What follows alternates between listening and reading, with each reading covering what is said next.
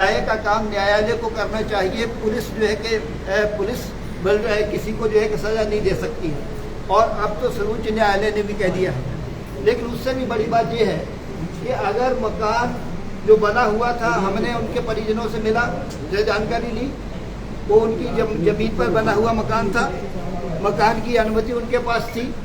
उसके बाद बिना कोई सूचना दिए मकान को तोड़ना, और सर्वोच्च न्यायालय का आदेश है कि अतिक्रमण में भी बना हुआ मकान है तो बारिश के दिनों में मकान को नहीं तोड़ा जा सकता। और अगर अतिक्रमण में बना हुआ मकान है, इतना कीमती मकान है, तो उसके बारे में तोड़ने की बजाय अगर वो सरकारी जमीन पे बना हुआ तो सरकार उसको राजसात भी कर सकती थी, तोड़ के जो है उसका नुकसान नहीं किया जा सकता। ये सारी चीजें जो प्रशासन ने की हैं, वो सारी चीजें जो साबित करती हैं कि जैसा कि सर्वोच्च न्यायालय ने कहा है कि एक अपराध के बाद ही आपको अतिक्रमण की चिंता क्यों होती है। और इसमें भी यही बात है, कलेक्टर के बंगले से 1 किलोमीटर दूर ये मकान बना हुआ है, 7 साल से ये मकान बन रहा था, और उसके बाद जो है कि जहाँ के अधिकारियों को तब इसकी चिंता नहीं हुई। अचानक आकर अगर जो कहते हैं तो इसका अर्थ यह है कि एक द्वेष के साथ इस मकान को तोड़ा गया। और उससे भी बड़ी बात यह है कि हमने जिन परिजनों से बात की है, उन्होंने बताया कि जहाँ पर जो पुलिस के अधिकारी थे, जहाँ पर जो अमला आया हुआ था, वो जिस तरीके से समुदाय विशेष के लोगों को दाढ़ियां पकड़कर खींच रहा था, उनकी टोपियां छीन रहा था, जिस तरीके से उनको अपमानित कर रहा था, ये प्रशासन का काम नहीं है। और ये भारतीय जनता पार्टी के राज में जिस तरीके का जो जुलूस निकाला गया, उसमें जो नारे लगाया गया कि पुलिस हमारी बाप है। संविधान कहता है कि पुलिस जनता की सेवा के लिए है, और जो जनता की सेवा के लिए है वो अगर अपने आप को बाप कहती है तो इसका जो है कि इस देश के अंदर जो है कि कानून का राज नहीं रहेगा।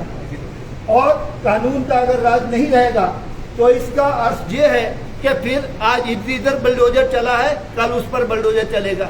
इसीलिए हम सब लोग चिंतित हैं और सब मिलके इस बात के लिए जहाँ पर आए हैं, जहाँ के लोगों ने भी इस बात, परिजनों ने भी ये बात कही है कि हमें कानून पर विश्वास है, लेकिन कानून पर विश्वास है, लेकिन जिस तरीके से उन्होंने कहा है कि सर्वोच्च न्यायालय का जो फैसला आया है उससे हमें और ज्यादा आशा बंधी है। और इससे भी बात, जो बड़ी बात है, वो बात ये कि उस जुलूस के बाद जिस तरीके से पूरे मोहल्ले के अंदर आतंक छाया हुआ है, आज पूरे मोहल्ले के अंदर एक भी नागरिक, एक भी पुरुष इस मोहल्ले के अंदर नहीं है, और अज्ञात के नाम पर लूट मची हुई है। कभी किसको पकड़ लिया जाता है, कभी उससे रिश्वत ली जाती है, कभी उससे रिश्वत ली जाती है। और ये जो आतंक है, इस आतंक के खिलाफ हम सब लोग एकजुट हुए हैं, और उसके खिलाफ जो है कि हम जहाँ पर आज हम लोग जहाँ पर आए, इसके बाद आने वाले दिनों में हम लोग जो है कि भोपाल भी आएंगे, राज्यपाल जी से भी मिलेंगे। हमारे बीच में सांसद बाकी जो है पटेरिया जी भी हैं, पूर्व सांसद जी भी हैं, वो सब भी अपनी बात कहेंगे। बहुत बहुत धन्यवाद।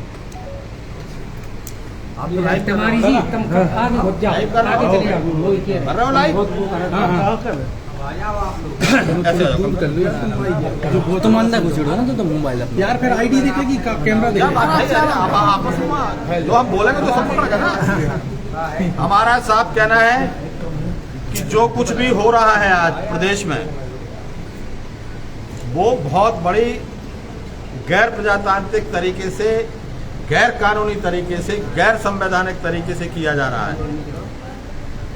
जिन लोगों के साथ जो किया गया है वो जानबूझ करके एक विशेष धर्म, विशेष जाति के लोगों को दबाने और प्रताड़ित करने के उद्देश्य से किया गया है, जो मेरा इसका पूरा निष्कर्ष है।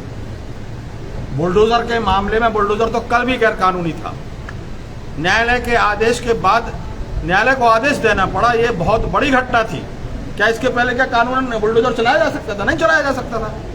और बुलडोजर आज भी चला दिया जाए तो कोई पक्का नहीं, कल कंकर की लाश पे चल जाए, जिंदा पर नहीं लाश पे चले, राजा पड़ेरे पे चल जाए, जसविंदर पे चल जाए, या किसी पे भी चलाया जा सकता। मेरा साफ कहना है, हाथ जोड़ के विनती है शासन से और प्रशासन से, कि बुंदेलखंड की धरती है जहां ताला सैयद, मीरा सैयद वाला उधर के अंदर की जो प्रेम था 1000 साल पहले, ये वही धरती है जहां बाजीराव मस्तानी की शादी हुई, और उस बाजीराव की जिसने अंग्रेजों को पनाह मंगा दी थी।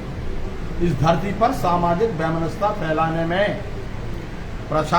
शासन जो कर रहा है उसका नैतिक दायित्व है कि राजनीतिक दल लोग उसका विरोध करें, परंतु प्रशासन जिस तरीके से शासन का कार्यकर्ता बन के काम कर रहा है ये काबिल बर्दाश्त नहीं है।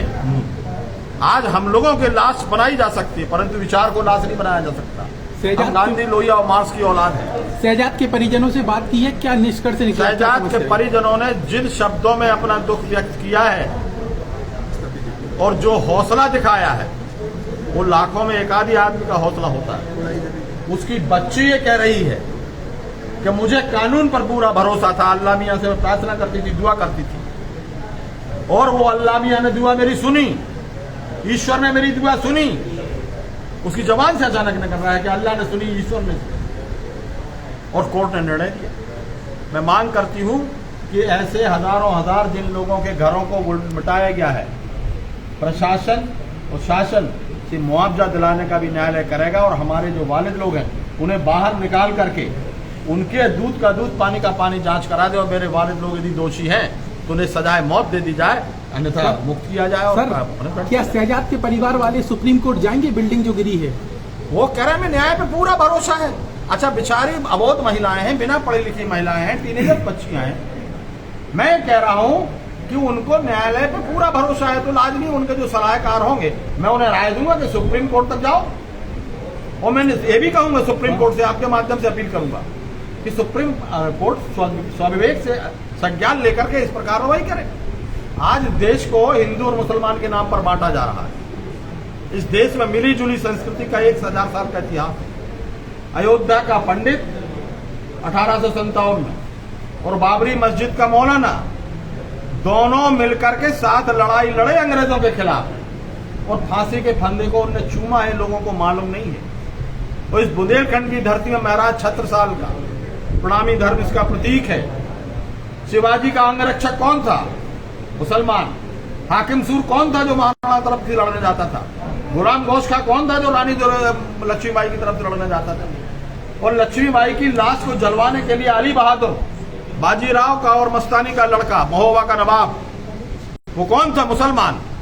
ये मुसलमान हिंदू यहाँ है ही नहीं, इंसान है यहाँ, ये बनाया जा रहा है। जिन पुलिसकर्मियों पर हमला हुआ है क्या उनके साथ भी सहानुभूति है आप लोगों की? जिन पुलिसकर्मियों के ऊपर हमला हुआ है उसके लिए मैं मांग करता हूं कि न्यायिक जांच गठित किया करे मध्य प्रदेश सरकार और दूध का दूध पानी करे और जो दोषी है उनके ऊपर कड़ी से कड़ी कार्रवाई करे।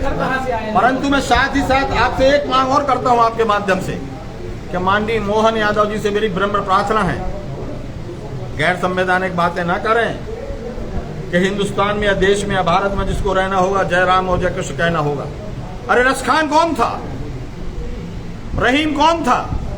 चित्रकूट में आ बसे रहीम अनबद नरेश, जहाँ पे विपदा परत है आवई उस देश। रहीम ने लिखा, जायसी ने लिखा, रसखान ने लिखा। कितने लोग हैं जिन्होंने राम की भक्ति की और कृष्ण की भक्ति की जो मुसलमान थे। इसको बना के रखें माननीय मुख्यमंत्री जी। ये देश न हमारा है न तुम्हारा, ये देश सभी जाति सभी धर्मावलंबियों का है और उनका बना रहेगा। आप कुछ भी करते रहो। ये 3 राज्यों का जो चुनाव होना है उसके लिए खेल हो रहा है, उसमें गरीब और निरीहों को मत। मुझे सिर्फ आपसे इतना ही कहना है कि आप इस आवाज को सही माध्यम से जन जन तक पहुंचाएं। माननीय सांसद जी हमारे जो कहना चाहेंगे उनसे भी मेरा निवेदन है कि वो आप कह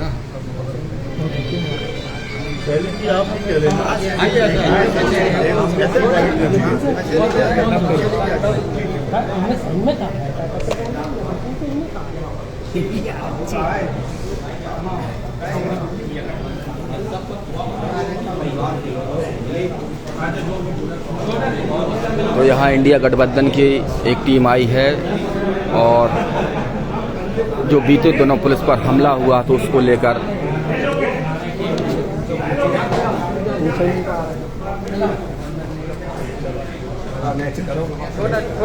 तुम ऊपर ना आइए, तुम अलग गलत कर तो साइड में लगाओ ना यार, अलग से साइड में आओ ना, ऊपर ना चलो चलो जी। सर सुपर चाहिए आपका, सुपर चाहिए आपका सर श्रीमान, जो लगा साइड में लगाओ ना, ऊपर